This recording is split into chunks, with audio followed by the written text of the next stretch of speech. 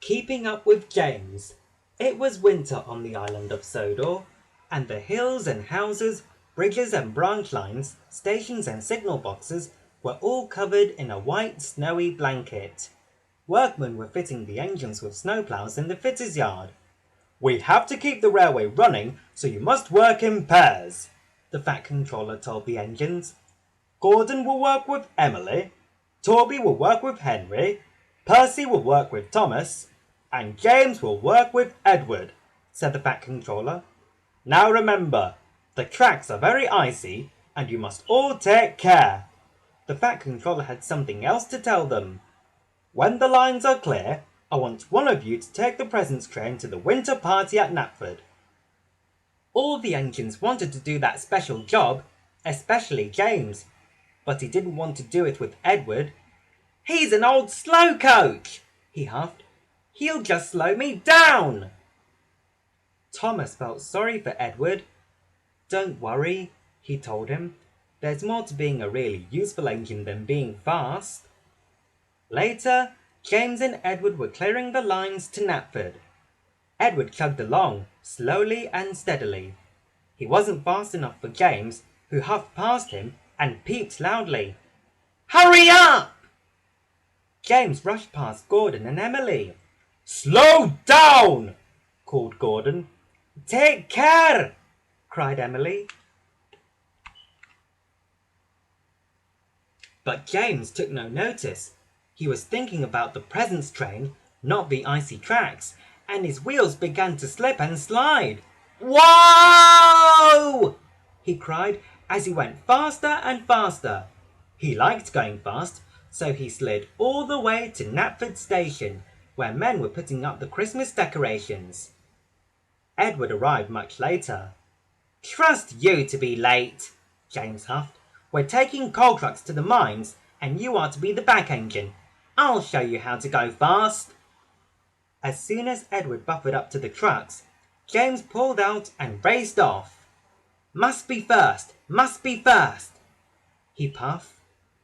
When he got to the top of Gordon's Hill, his boiler bubbled and his pistons pumped. Then his wheels started to slip and slide on the icy tracks, and he sped down the hill. "Whee!" cried James. "This is how you go fast." Poor Edward was pulled down the hill. He put on his brakes as hard as he could, but then his wheels started to slip, and both of them slid all the way down the hill. "You must slow down and take care," Edward told James. "I am taking care," said James. "Taking care to go fast and finish my jobs first. Then I'm going to pull the presents train." James set off for the docks, dreaming of the presents train. "Finish first, finish first," he puffed, going faster and faster. When he came to a bend in the track, James put on his brakes to slow down, but his wheels slipped and slid. "Oh my!" he cried. Edward braked so hard that his wheels wobbled and his axles squeaked. But it was too late, and James and two of the coal trucks came off the rails. "Bust my buffers!" said James. When the Fat Controller arrived on Salty, he was not pleased with James and Edward. "You did not take care, as I told you!" he boomed. James felt bad. "The crash wasn't Edward's fault," he said. "He wanted to slow down, but I wanted to go fast so I could pull the presents train."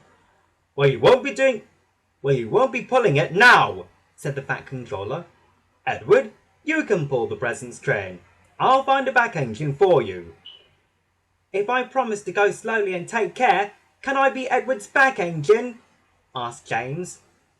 "Very well," said the Fat Controller.